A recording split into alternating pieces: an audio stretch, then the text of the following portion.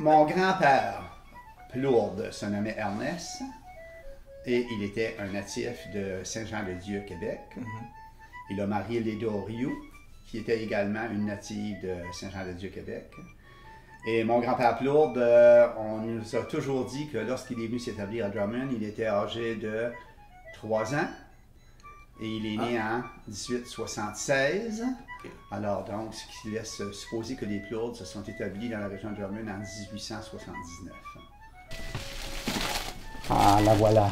Celle-là, elle est précieuse pour moi. Je ne sais pas ce qu'on pourrait se mettre. Celle-là, c'est mon grand-père Plourde. Couleur et tout. Oui, elle est très belle. Oui. C'est lui le violonneux. C'est lui le violonneux, Ernest, oui. Oui. Il y avait un mouvement d'immigration fort populaire à l'époque. Beaucoup de personnes du Témiscouata émigraient dans cette contrée ici, puisque les fermes, les terres dans la région de l'île verte, Saint-Jean-de-Dieu, et cette région, c'était des terres plutôt rocailleuses et très peu productives. Et comme on le sait, là, les familles étaient fort nombreuses à l'époque. Alors, lorsque les gens venaient en âge de prendre une ferme, ils n'étaient pas très intéressés de s'établir sur ces terres rocailleuses. De toute façon, elles étaient plutôt rares. Et on avait annoncé qu'ici, dans le Madawaska et Victoria, il y avait des terres très fertiles et abondantes. Alors, ça a attiré beaucoup de gens dans les années 1870, 1880, et même jusqu'à 1900 à venir s'établir dans ces contrées ici. Des contrées, disons, très productives. Ici, vous avez la photo de mon arrière-grand-père Plourde, Joseph. C'est lui qui est arrivé de... C'est lui qui a quitté les terres du Témiscouata, Saint-Jean-de-Dieu, pour venir s'implanter ici à Drummond. Alors, c'est lui, disons, l'ancêtre des Plourdes ici dans la région. Ton ancêtre, oui. Mon ancêtre à moi, oui. Okay. La ferme que mon grand-père, mon arrière-grand-père, devrais-je plutôt dire, Joseph Plourde, de son nom, Maria-Philomène Leclerc. Alors, il s'était établi au coin, au 2e rang, sur une ferme, un 50 acres. Mais il a acquis plus tard un deuxième 50 acres et un autre 25 adjacent à sa propriété au fil des ans. Cette ferme a plutôt été remise à son fils, William. Mon grand-père, lui, a pris la ferme voisine qui appartenait à un Irlandais du nom de James White. Et ce James White-là, c'était un célibataire.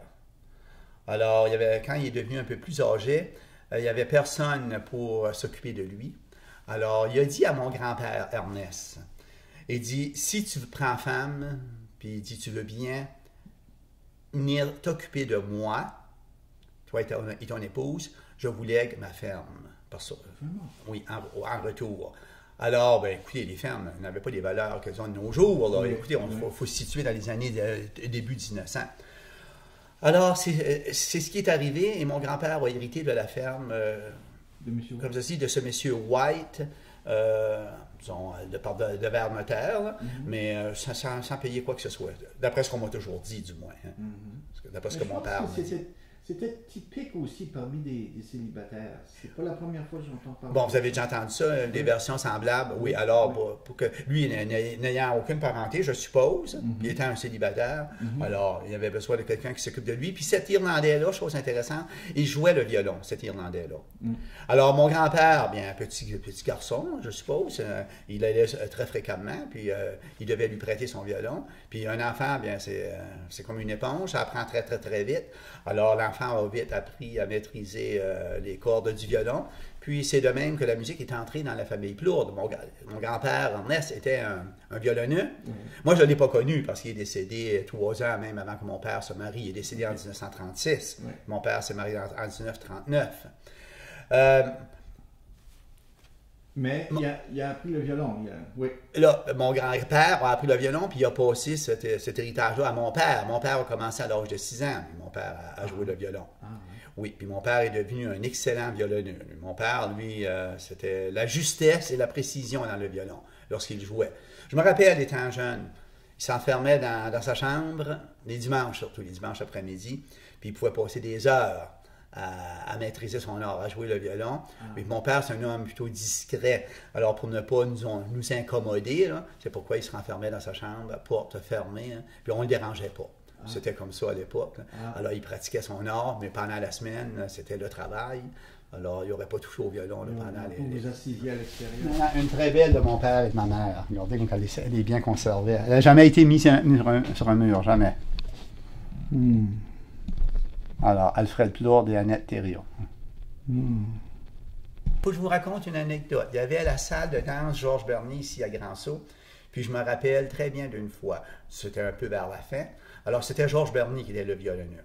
Alors, il y avait plusieurs personnes là, qui avaient endossé leur manteau, prêts à s'en aller. Là. Puis là, Georges demandait, il dit, mon père, il l'appelait le D. Alors, de son nom, c'est Alfred, mais on lui donnait le sobriquet LD. Alors, oui, LD. Moi, j'ai toujours écrit L apostrophe D, E accent aigu. LD. J'ai jamais su la raison pourquoi. Toujours est-il qu'on lui avait, Georges Bernier lui avait demandé, bon, LD, tu vas venir jouer une pièce au violon, une pièce ou deux. Alors, mon père est monté sur scène, a pris le violon, toujours Bernier, commencé à jouer.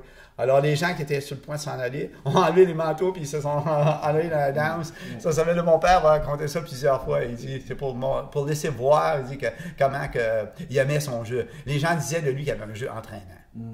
Oui. Ah, c'est magique, ça.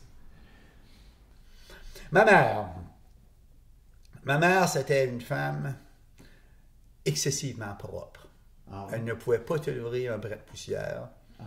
Elle avait presque toujours le torchon, la guenille à la main. Il fallait que ce soit propre, c'est éclatant de propreté. Le samedi, je me rappellerai toujours, c'était consacré au ménage. Alors elle, ma mère, puis mes deux sœurs, c'était de mettre à sticker les meubles et à mettre la maison dans ce qu'il y a de plus propre pour le dimanche. Parce que le dimanche, c'était considéré comme presque une fête à l'époque. Personne ne travaillait, puis on recevait les gens, puis on se visitait. Alors, il fallait que la maison soit excessivement propre. Alors, ma mère, elle, c'était une cuisinière hors pair aussi. Elle a toujours tenu une table... sans pareil. Il faut dire qu'il y avait tous les aliments à la ferme, la viande, la boucherie, dont les légumes et tout. Mais il fallait quand même les apprêter, ces aliments-là. Alors, elle était excessivement propre, puis excessivement bonne pour tenir la table. C'était une femme qui travaillait autant à l'intérieur qu'à l'extérieur. Ah oui? Ah oui. Oui, quand je vous parlais tout à l'heure, traire les vaches, puis disons, faire écrémer le lait et tout, là, elle était présente, puis il fallait que tout soit fait dans l'ordre, puis il fallait que les tests, là, disons, quand on testait la crème, il fallait que les tests soient tests parfaits, puisqu'elle n'aurait pas accepté, là, disons, une deuxième classe, une troisième classe dans la crème, parce que la crème, c'était une source de revenus très appréciée. Ah oui, à l'époque. Ah oui. Puis ensuite, il y a ma mère, c'était une femme aussi qui elle était issue d'une famille de 11 enfants. Puis pour elle, l'esprit de famille était très, très, très fort. On ne pouvait pas parler, disons, dire quelque chose de mal au sujet d'un de ses frères ou de ses sœurs ou de ses parents. Là. Elle n'aurait pas toléré ça. C'était une femme qui aimait beaucoup, beaucoup aussi les soirées. Elle prenait un plaisir énorme aux soirées, les rencontres de famille et avec la musique. Elle ne jouait pas aucun instrument, mais elle adorait ce genre de soirée-là. Puis elle adorait recevoir les gens, puis elle adorait leur servir une table très succulente. Alors tu sais, avoir comme mari un violonneux hors pair, oui, faisait que ça créait une atmosphère festive. Oui. Souvent. Ah, ben, c'est sûr et certain, ça. Disons, elle endossait ça. Mon père aimait d'abord jouer le violon, puis ma mère aimait préparer ce genre de soirée. Alors, c'était merveilleux, ça allait dans le bon sens. Les deux étaient d'un commun accord. Ouais. Oui. Ah, c'est bien ça. C'est beau ça.